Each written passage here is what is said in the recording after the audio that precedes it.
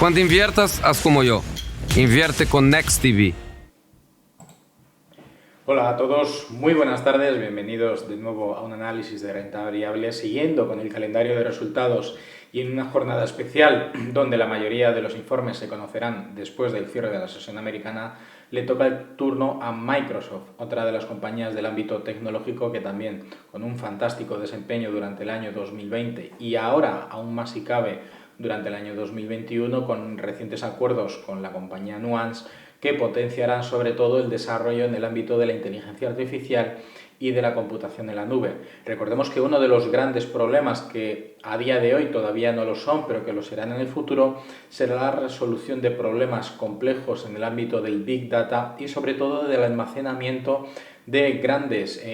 paquetes de información con un elevado peso digital y que estas grandes compañías buscan solventar precisamente ese problema a través de grandes servidores virtuales que permitan a grandes empresas y también a particulares pues no tener que depender de un disco físico, ya sea a través de un disco duro o a través de una SSD para almacenar su información. Es cierto que la información más sensible todavía de manera clásica pues intentamos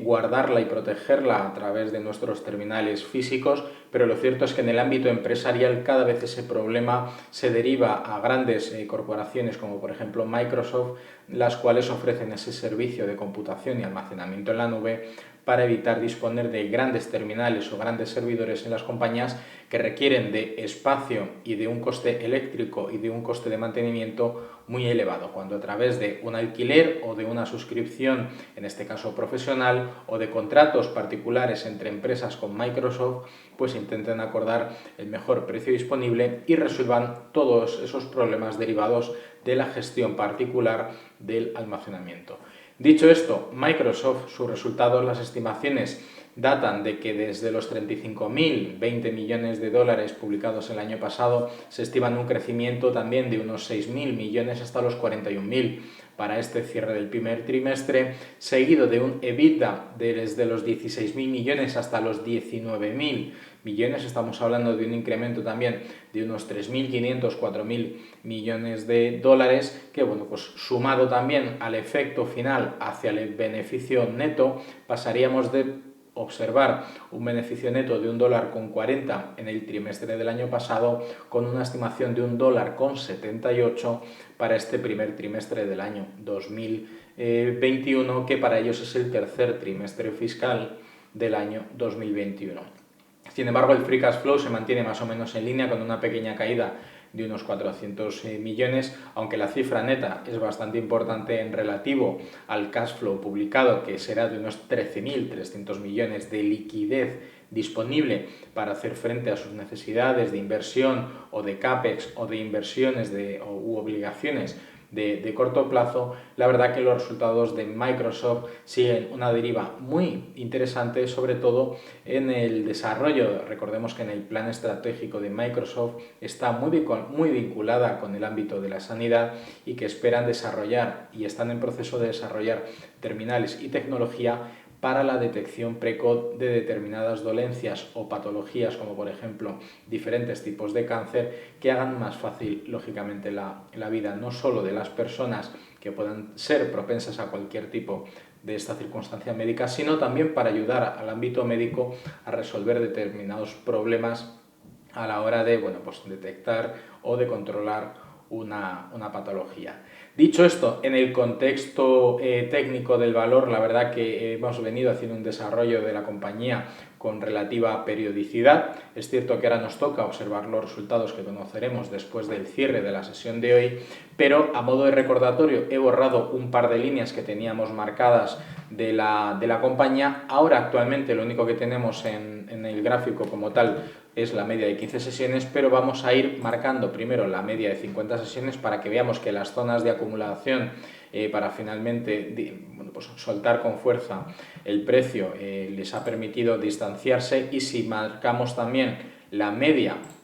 de 200 sesiones se queda muy por debajo de la cotización actual del valor. En este caso no quiere decir que las tengamos como referencia, pero sobre todo en el contexto histórico de la compañía, incluso en los puntos donde llegamos a ver la fuerte corrección por el impacto del coronavirus, en apenas, pues podríamos decir incluso un par de semanas como mucho, Microsoft cotizó por debajo de esta media para luego volver a recuperar la cotización y no volver a ver la marca de las 200 sesiones en mucho tiempo. De hecho, desde el año 2018 no se veía ese contexto de cotización en línea con la media de 200 sesiones y salvo que haya un evento dispar, realmente los grandes avances tecnológicos se están llevando a cabo en el ámbito de la digitalización, de los servicios en la nube, de la inteligencia artificial, incluso de la inteligencia artificial aplicada a la medicina, como es uno de los grandes objetivos que tiene Microsoft para el futuro. Y bueno, pues en este contexto quería mostraros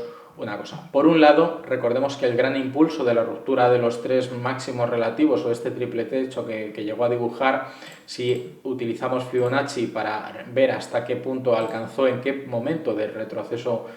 buscó soporte, coincide nuevamente con la zona de máximos previamente rota y con el entorno del 61,8 del retroceso de Fibonacci, a partir del cual en un pequeño periodo de consolidación arrancaba al alza para marcar un nuevo máximo, rompiendo el máximo anterior de los $246. Quitando esta línea, ahora mismo lo que tendremos que hacer es, dado que no tenemos una referencia porque está cotizando en máximos históricos, sí es cierto que bueno, los datos fundamentales deberían propiciar la continuidad en este movimiento, pero para marcarnos un objetivo deberíamos utilizar el último retroceso, utilizar el retroceso de Fibonacci para proyectar tanto el 161,8 como el 240 de Fibonacci para ver en qué puntos se nos quedan y qué objetivos podría llegar a alcanzar.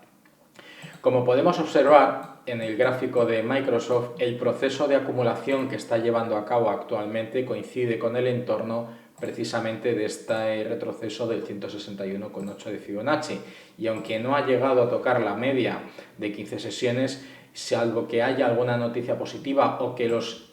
resultados que se vayan a publicar sean excepcionales, tenemos la marca del 240% del retroceso de Fibonacci, que si no recordamos mal, ese 240 es exactamente el retroceso ampliado de todo el retroceso de la caída del pasado mes de febrero-marzo del año pasado. Por lo tanto, tenemos un primer objetivo marcado en el caso de la acción de Microsoft en este retroceso, el 240 o en precio los $265